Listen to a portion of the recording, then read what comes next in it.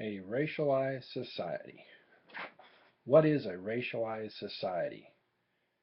Emerson Smith gave a quote: "It is a society wherein race matters profoundly for differences in life's experiences, life's opportunities, and social relationships." They also said a society that allocates different economic, political, social, and even psychological rewards to a group along racial lines that are socially constructed.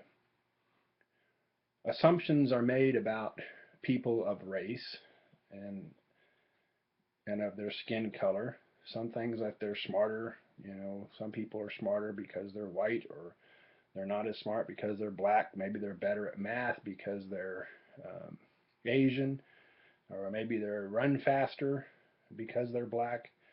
And the list kind of goes on. There are assumptions we make about people based on the color of their skin. Um, Society is constructed around these assumptions. Of course, you go back to the slave days and all those things, and it continues to happen today, and the different things that happen around our country, but yet also around the world. Um, we construct social boundaries.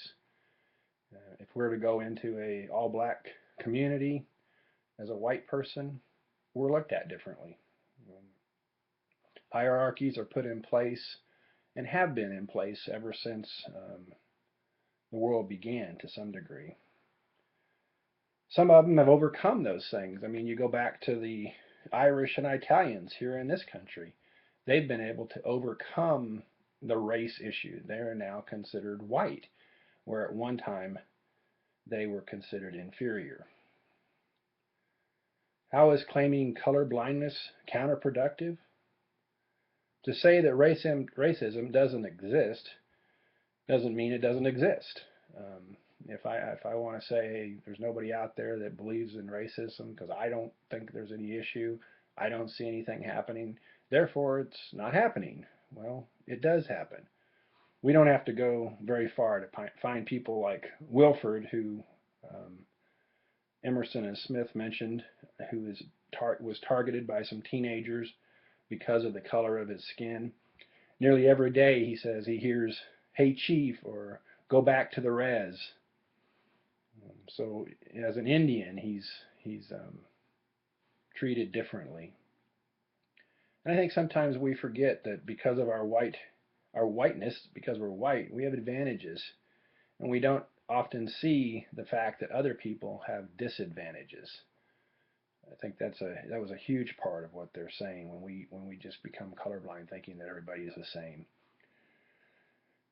I agree that that white people living in western Kansas don't see the issue near as much.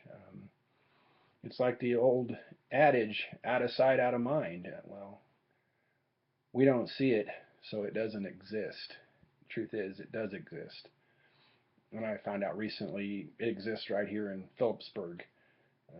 Maybe we have a few blacks or a few other nationalities, but it tends to be a problem even here. If we think it doesn't exist, we are less likely to do anything about it. We're less likely to help and change if we have color blindness. Why does talking about race often become volatile? Volatile, I mean. It is like talking about religion or politics. Over the centuries, religion has been an issue or divides people and has divided people throughout the ages. And it becomes very heated discussions oftentimes when you talk about it. Of course, with politics, we saw the trashing back here just a couple weeks ago or last week. The things of the trashing of all the, you know, fighting went back and forth, Democrats against Republicans. Anytime you get into those kind of conversations, it's going to become heated, and race is one of those subjects that's very touchy. And um, when you get involved in a conversation about it, there's always strong feelings that come out. I think another thing is that we tend to use the blame game. Either we don't want to take blame for the situation, or we want to blame somebody else. It's always someone else's fault. It's always someone else. But if I do take blame, what does that mean? Does that mean I'm going to have to do something about it? Maybe if I take blame in such a situation as saying that, yeah, my race did something to you back 100 years ago, now I'm going to have to pay money because of it. We don't know. So there becomes a blame game. It becomes one of those things. I really don't have a problem personally talking about race, and it's kind of interesting. I brought it up last night at Bible study, and they tend to, or I guess Sunday night at Bible study, and it was kind of interesting to sit back and just listen to the comments. I mean, where we were headed, we were in Judges, and it was how the Jews were first putting the people, the nations that they were going against, they were putting them into bondage themselves, into slavery, and then how it turned around, and then the Jews became in bondage and in slavery to the nations around them. And as we talked about it, it just fun kind of listening to some of and we're typically older people. I'm 50, and most of them were, well, they were quite a bit older than me. They might have been 65, 70, someplace in there, most of them. And it was kind of interesting, their take about different races. And some of the things I kind of had to look back and go, well, wait a minute, maybe we need to, I didn't say a whole lot, but maybe we need to do some things. Maybe there are some things we need to talk about along the way, and God will open us up to those, I'm sure.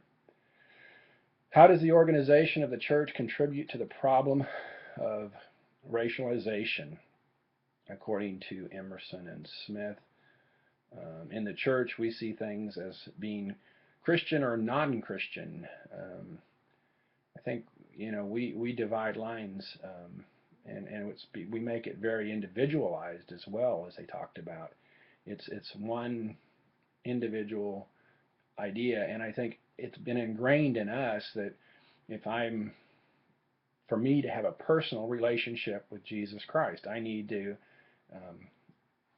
accept Him as Lord and Savior, knowing that He died on the cross and He rose again for me, that He was sent down here by His Father. And I need that personal forgiveness, and it's not so much a social thing, but it's an individual thing.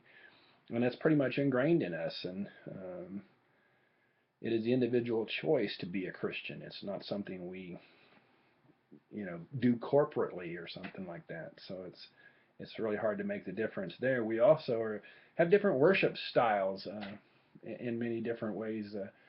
Other nationalities have different worship styles than whites do, and so we can easily say, well, I don't need to associate with them because they don't want to worship the way I do, so it's okay. And we tend to use those kinds of things as excuses not to get involved with other races. They talked about groups actually staying stronger and growing larger because they had a homogeneous group.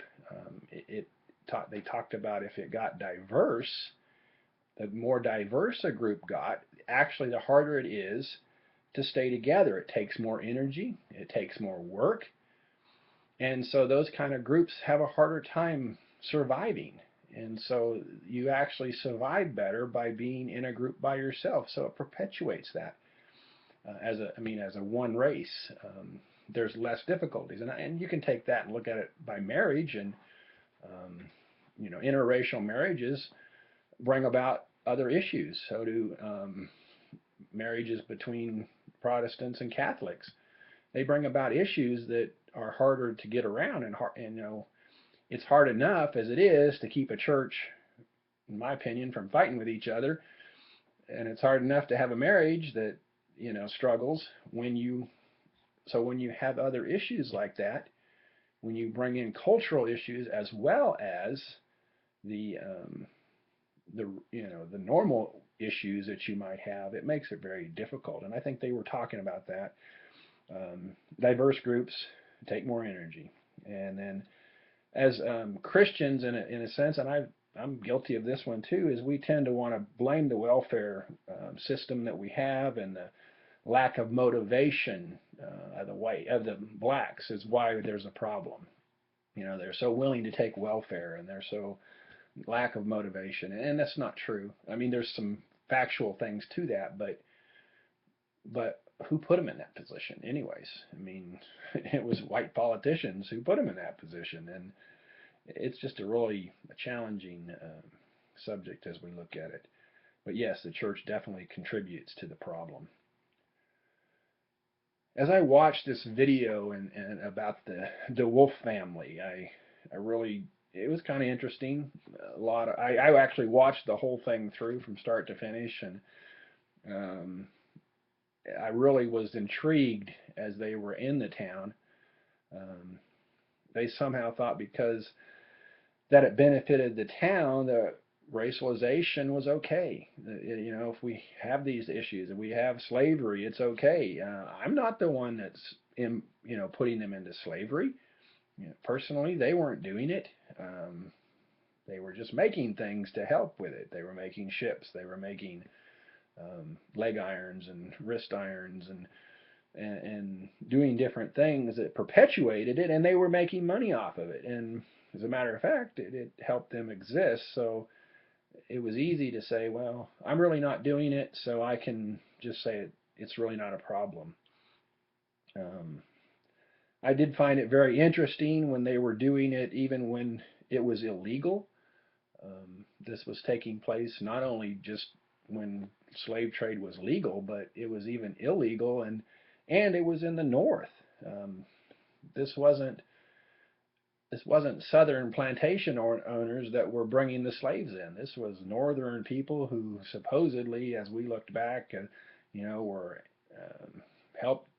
You know, that's what the cause of the Civil War was that the North said we don't want slavery, which is not really the reason for the war. It just became part of the issue. I think when it came down to it, it was part of it getting up to that point, but it wasn't the main cause.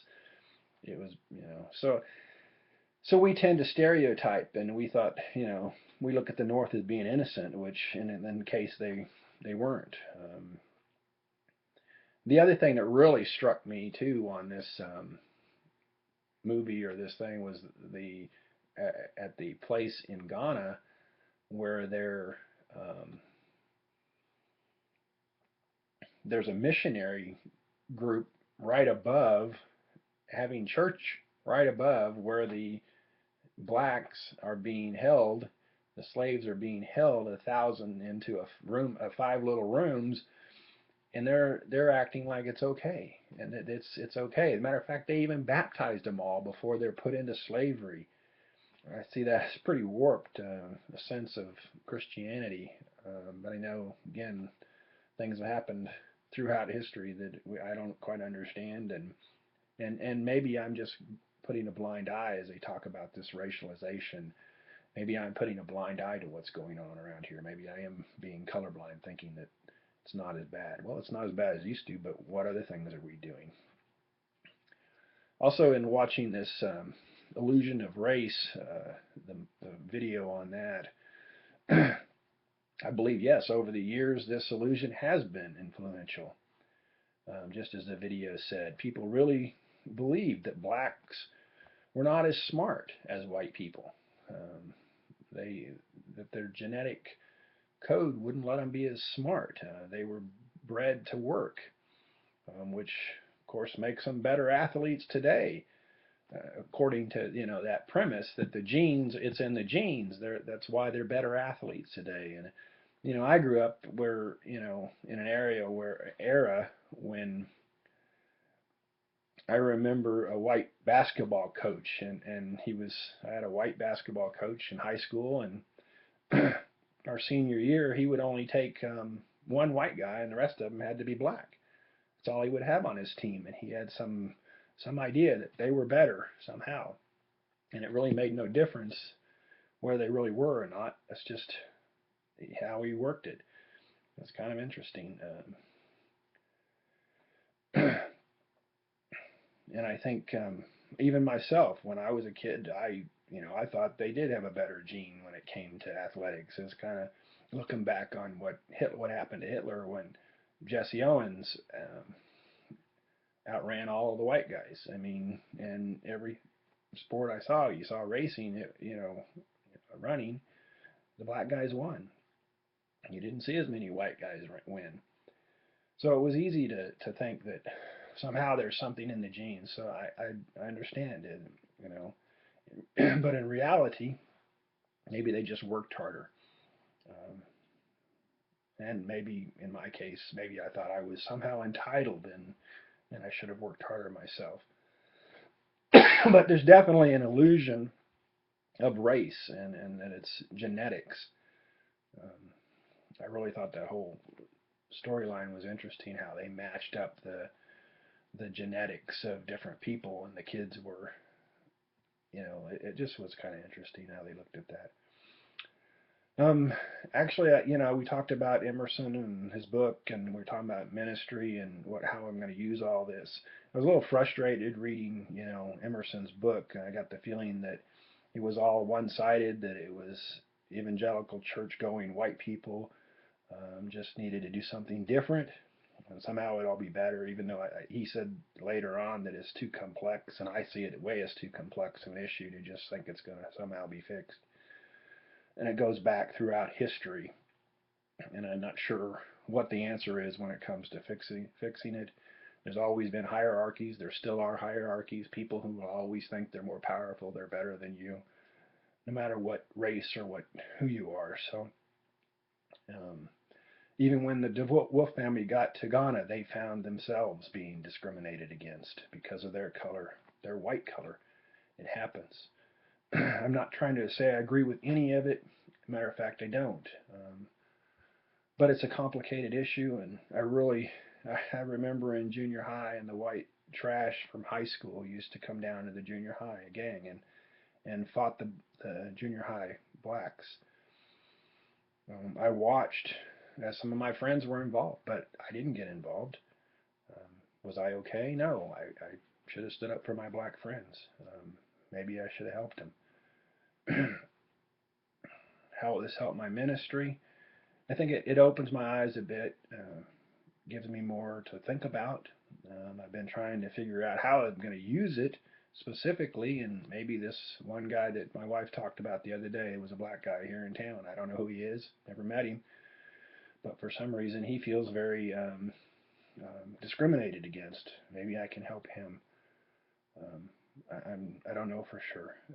I'm trying to determine the cultural differences here in Phillipsburg. Most of the time I see really just age group differences, so that's one area where I can work.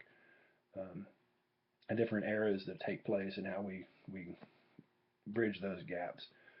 Um, I do see how some of my people could really benefit from some interracial interaction after the Sunday night Bible study we had, because it was some racist ideas, just some names they used for black people I didn't approve of, but I just listened.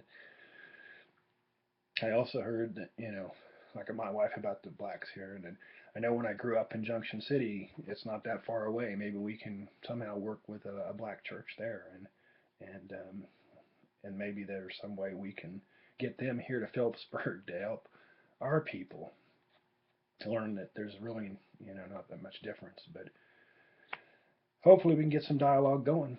Um, I'm not exactly sure where it's all going to go, so I'm still working on that. So, anyways, thanks for listening or watching. Have a great day.